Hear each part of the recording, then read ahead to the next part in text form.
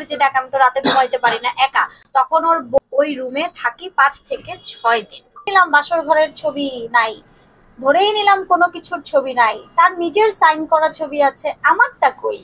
না, ও তো মামলার কথা বলে যে 10,000 টাকা দিবে বলে 30,000 20,000 খরচ, 50,000 এভাবে করে অনেক টাকা নিচ্ছে। এগুলোর হিসেব তো এখন আমার ট্রানজাকশন বের করলে পাবো। না না না, লিভ টুগেদার না। সে যখন মামলাটা করে তখন আমি তার বাসার একটা রুম, তার বাসায় তার মা আছে, তার বোন আছে, তার বাবা আছে, তার ছোট ভাইয়ের বউ আছে, এবং আরেকটা রুম সে সাবলেট অলরেডি দেয়া, আরেকটা রুম সাবলেট দেয়া যেখানে কোনো একজন ভদ্রলোকের সেকেন্ড ওয়াইফ বসবাস করে। হ্যাঁ, তো ওইখানে ওই একটা শুরু ঢুকতেই যে প্রথম রুমটা, ও আমাকে বলে তুই এখানে কিছুদিন স্টে করতে পারিস। তো আমি বলি যে দেখ আমি তো রাতে ঘুমাইতে পারি না একা, তখন ওর বোন ভাগ্নি সহ ওই রুমে থাকি 5 থেকে 6 দিন, এবং সেটার জন্য 10,000 টাকা আমি ভাড়া হিসেবেও তাকে দেই। এটাকে আপনি লিভ টুগেদার বলতে পারেন না। আপনি তখন বলতে পারবেন যদি আমি একই ছাদের নিচে ওর সাথে সংসার করি। সেই দিনের ঘটনাটা আমার বোনের বিয়ে ছিল, আমি বলেছি আমার বোনের বিয়েতে ও ওর ভাগ্নি সহ গিয়েছে, সেই ছবিও প্রকাশ করেছে। দেখবেন সাদা রঙের পাঞ্জাবি পরা আমার বাবা আমার মায়ের পাশে, হ্যাঁ, এবং আমার ওই একই পাঞ্জাবি, খেয়াল করে দেখবেন ওইটা ছিল আমার বোনের বিয়েতে যাওয়ার সময়, ঠিক আছে? এবং খেয়াল করে দেখবেন ছবিটা যে তুলেছে, ছবিটা মানে এখন আমার সাথে যে কেউ ছবি তুলতে পারে, কিন্তু সে যে ইন্টেনশনালি এত ঘনিষ্ঠ হয়ে ছবিটা তুলবে, এটা যে একটা সময় পুঁজি করবে, বাণিজ্য করবে, এটা তো ভাই আমি জানতাম না। এবং সে পারমিশন ছাড়া, ডিজিটাল নিরাপত্তা আইন থেকে শুরু করে সকল আইনে আছে। আমি ধরেন আপনি আমার ভাই, আপনি আমার বন্ধু, বা আপনারা যারা আছেন, আপনাদের সঙ্গে আমি কোনো একটা সিক্রেট শেয়ার করলাম, কোনো একটা, সে ফর এক্সাম্পল, সেই সিক্রেটটা যদি যোগাযোগ মাধ্যমে আপনি নিয়ে আসেন উইদাউট মাই পারমিশন, আমি জানি না বাংলাদেশের আসলে আমি এত বেশি কিছু হয়ে গেলাম কিনা যে রেজিস্ট্রি বুক থেকে আসলে গায়েব করা যায়, এটা আমার মনে হয় না যায় পৃথিবীর এবং বাংলাদেশের যে কোনো পাওয়ারফুল ব্যক্তি হোক না কেন কখনোই নিকানামা গায়েব করার ক্ষমতা কারো নাই, কারণ এটা একটা রেজিস্ট্রি বুক, এবং কোনো কাজই যদি সেটা করে থাকে সেই কাজের জন্য কিন্তু দণ্ডনীয় অপরাধ। এবং আপনারা জানেন কিনা জানি না, কাজীর সার্টিফিকেট চলে যাবে, কাজীকে আইনের আওতায় নিয়ে আসা হবে, এবং কেউ যদি ভুয়া বিবাহর নিকানামাও বের করে, অথবা কেউ যদি এটাকে হিডেনও করে, দুটোর জন্যই কিন্তু সমান ভাবে একেবারে কি বলে বিচার আছে, একেবারে ফৌজদারি অপরাধ। ওই পাঞ্জাবিটাই পরা।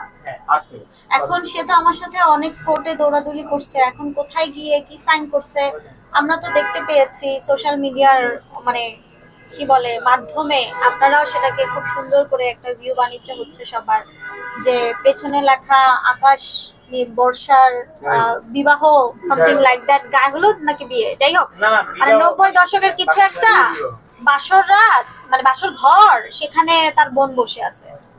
আমি কই? আমি কোথায়? একটা ভিডিও দেখতে পাচ্ছি, ভিডিওতে তারা তারা কথা বলছে, আমি কই? আচ্ছা, আপনারা কি একটা ভিডিও দেখেছেন? সে নিজের মুখে বলছে আমার বোনের সাথে আমার একটা কন্ট্রাক্ট থাকে, আমি যখন কোথাও যাই আমার বোনকে আমার 500 টাকা 1000 টাকা দিতে হয়। আপনাদের বোনের সাথে কারো এরকম সম্পর্ক আছে? উত্তর পেয়ে গেলেন।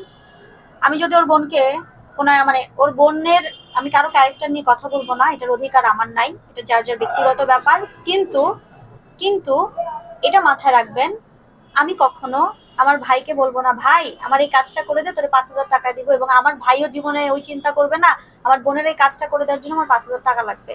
সো যেই পরিবারে বা যেই ভাই বোনের মধ্যে এরকম ডিলিংস থাকে, এর পরবর্তীটা আপনারা বুঝে নেন। এখন আমি বলি, ডেট উল্লেখ করে সে হোয়াটসঅ্যাপের স্ক্রিনশট দিতে পারছে, সে রেকর্ডিং দিতে পারছে, সে এত কিছু করতে পারছে, সে এত ইন্টেলিজেন্ট একজন সাংবাদিক নিজেকে দাবি করছে, ওই দিন কেন সে একটা বিবাহের ছবি তুললো না? আচ্ছা, ধরেই নিলাম বাসর ঘরের ছবি নাই, ধরেই নিলাম কোনো কিছুর ছবি নাই, তার নিজের সাইন করা ছবি আছে, আমারটা কই?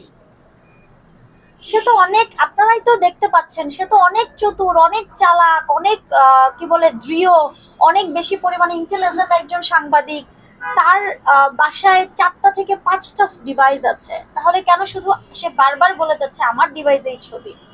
উত্তর আপনারাই খুঁজে নেন, বিচারের দায়িত্ব আপনাদের কাছে। কেন আমার জন্য করবে? এখন আমি যদি আপনাকে বলি যে এই আপনি যান গিয়ে, আমি যদি বলি যে এখানে কোন একটা ভাই কে এই আপনি যান তো গিয়ে ওরা একটু মাইরা আসেন, আপনি মাইরা আসবেন? এটা হইলো? বাদী তো আমি না, ওই মামলার বাদী তো আমি না, ওই মামলার বাদী তো তারই বন্ধু, সে কেন করেছে? আমি তো চাইনি। আমার কথা হচ্ছে আমি সত্য দিয়ে জয় করব। এই যে সত্য দিয়ে আজকে চার্জশিট আমার চলে গেছে, ট্রাইব্যুনালে বিচারাধীন আছে, বিচার বিভাগ যেটা মনে করবে রাসেল মিয়া আমার সাথে যেই অন্যায় করেছে সেই অন্যায়ের বিচার হবে। এখানে তো আমার হাতে কিছু নাই। আমি কি তার শাস্তি চেয়ে, আমি কি তার শাস্তি দেওয়ার মালিক? না, আদালত। আপনারা কি তার পেজে দেখেছেন 12,000 থেকে 35,000 ভিউ এসেছে, এবং তার বোনও একটা পেজ খুলেছে, তার বোনেরও একটা পেজ খুলেছে, এবং সেখানেও প্রচুর ভিউ হচ্ছে। ওই বাসর ঘরের দেখলাম ভিডিও আপলোড করে 1 মিলিয়ন ভিউ হয়ে গেছে, এবং আকাশ নিবিড় জার্নালিস্ট নামের একটা পেজ আছে, সেই পেজেও দেখা যাচ্ছে যে লাখ লাখ মিলিয়ন ভিউ। এবং আপনাদের অবগতির জন্য বলছি, আপনারা যেহেতু এই ডিজিটাল প্ল্যাটফর্মে কাজ করেন, আপনারা তো জানেন যে এখান থেকে একটা ভালো আর্নিং সোর্সের পথ কিন্তু আছে। আপনারাই তো দেখতে পাচ্ছেন আমার ভিডিও, আমার কথোপকথন ছেড়েই তো সে মিলিয়ন। আজকে আমি নিজে কোর্টে গিয়েছিলাম, তো আমি নিজে সেখানে উপস্থিত ছিলাম, যেহেতু আমার এই মামলাটা আজকে ওই একই কোর্টে, একই অবস্থানে, একই কাট করায়, একই জায়গায়। তো ভেতরে সবাই আসলে অবাক হয়ে হাসছিল। সে যে মামলাটা করেছে, আমি নাকি তাকে 307 ধারার একটা মামলা, যেটা এই মামলাটা হলো 307 ধারার একটা মামলা করেছে, যেটা ওসি আপনার সবুজ বাগকে তদন্ত করার জন্য মাননীয় আদালত আদেশ প্রদান করেছেন। আসলে সে কি কারণে মামলা করেছে এটা জবাবদিহিতার বিষয়টা তার, এবং যেহেতু বিষয়টা তদন্তাধীন, অতএব তদন্তাধীন বিষয়কে কেন্দ্র করে এখন আমাদের আসলে এই যে কথা না বলাটাই মনে হয় বুদ্ধিমানের কাজ। না ভাইয়া, আপনি একটু 307 ধারার মামলাটা আসলে কি মামলা? এখন 307 ধারা মামলাটা কি কারণে করেছে? না মামলাটা 307 ধারাটা কি? আবার আমাকে গলা চাইপা ধরছে, অথবা শ্বাসরুদ্ধ করে ধরছে, মেরে ফেলার জন্য উদ্যত হয়েছে, এই সমস্ত বিষয়টা আর কি। বিষয় এখন এটা তদন্তাধীন বিষয়, তো এই বিষয় নিয়ে আসলে কথা না বলাটাই। আপনারা কি বুঝতে পেরেছেন উনি যে ধারায় মামলাটা করেছে সেই ধারাটা কি হতে পারে? এটা আপনারাই বুঝেন না। আপনি বাস্তবে কি এই ধরনের ঘটনা ঘটিয়েছেন তার সাথে? আপনার মুখ থেকে শুনতে যাচ্ছে। আমি তো বললাম এটা তদন্তে যাচ্ছে। না তদন্ত তো করবে সেটা। এখন এই মুহূর্তে আপনি যখন সংবাদ সম্মেলন করছেন, আপনার মুখ থেকে শুনতে যাচ্ছে আপনি কি আসলে এই ঘটনাগুলো করিয়েছেন কিনা বা করেছেন। তাহলে তো এতদিনে তো সে না এতদিনে তো তাহলে সে বহুবারই কথা বলতো, এতদিন বলে নাই, আজকে শুধু আদালত থেকে বলেছে। আচ্ছা মানে সে যদি আপনার বিরুদ্ধে স্টেপ নিয়েছে এবং আপনার সোশ্যাল মিডিয়ায় বিভিন্ন উৎপন্ন করছে, আপনি তার বিরুদ্ধে কোনো স্টেপ নেবেন কিনা? অলরেডি আমার আইনজীবী ডিজিটাল আচ্ছা এটা আমরা আইনগত বিষয়গুলো, আমরা খুঁটিনাটি বিষয়গুলো দেখছি। আর একটা বিষয় আপনাদের সহদয় অবগতির জন্য একটু বলছি, সেটা হলো যে একটা জিনিস সবারই মনে আমরা জানি, সেটা হলো বিশ্বের সবচেয়ে বড় ষড়যন্ত্রের নাম হলো আপনার যে যন্ত্র, সেটা হলো ষড়যন্ত্র। এই যন্ত্রের কোনো ট্রিগার থাকে না, কোনো এক্সপায়ার কোনো ডেট থাকে না। আর মামলাকে যদি কেউ ব্যক্তি স্বার্থে আইনকে ব্যবহার করে, সেটা আইন কখনো প্রশ্রয় দেয় না।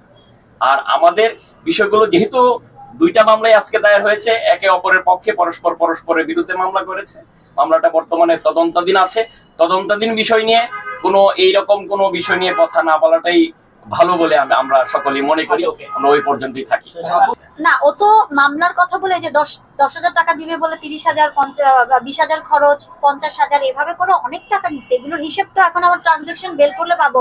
দেখা গেছে আমার দুইটা মোবাইল থেকে একদিনেও 25,000 টাকা থেকে বিকাশের লিমিট 50,000 টাকা ওর নাম্বার আমার পাঠাইতে হয়েছে। আমার কাছে তো ট্রানজাকশন আছে। আপনি বলেছিলেন সেটা আপনাদের যে এখন উকিল আছে সেও কথা বলবে এই বিষয়ে, তারে টাকা দেয় নাই, আবার আপনি 50,000 দিয়েছেন, তাকে 20,000 দিয়েছেন। শান্তা একটু না এখানে তো আমাদের আচ্ছা যেহেতু বলতে চাচ্ছেন তাহলে আপনি বলেন এই জিনিসটা আপনি ভাঙিয়ে দেন।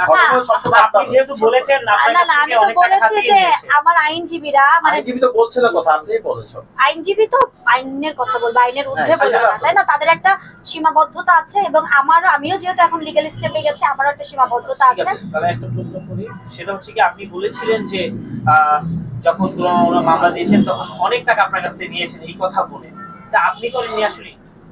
এটা কি সে সে নিজে থেকে করেছে। আমি কেন কি তার স্বার্থটা কি সেই আছে বাদী সে করার? সেই সেটাই। সেই বাদী যে তাকে তো আমি চিনি না, সে আমার ব্লাড না, আমার সাথে জীবনে তার দেখা হয় নাই, কথা হয় নাই। আপনারা খোঁজ নিয়ে দেখেন তাহলে সে তার কার স্বার্থ লোক। কি ছিল তাদের নামে মামলা করার? টাকা হাতিয়ে নেওয়া কার কাছ থেকে টাকা হাতিয়ে নেওয়া? আমার কাছ থেকে, এটাই তো প্রমাণিত হয়। কত টাকা এই পর্যন্ত নিয়েছে সে আপনার কাছ থেকে, এটা আমরা জানি।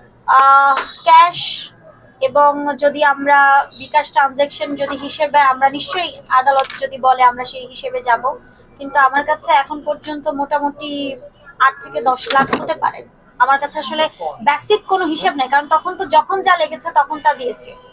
ধরেন আপনারা সবাই এসেছেন, আপনারা সবাই এসেছেন, সে বলেছে ওদের সবাইকে টাকা মানে নাস্তা দিতে হবে, নাস্তা খাওয়াইতে হবে, তো তখন তো আমার মাথা কাজ করে নাই। আমি তো দেখা গেছে যে 5,000 টাকা দিয়ে বলছে যে সবাই নাস্তা খাওয়াইতে।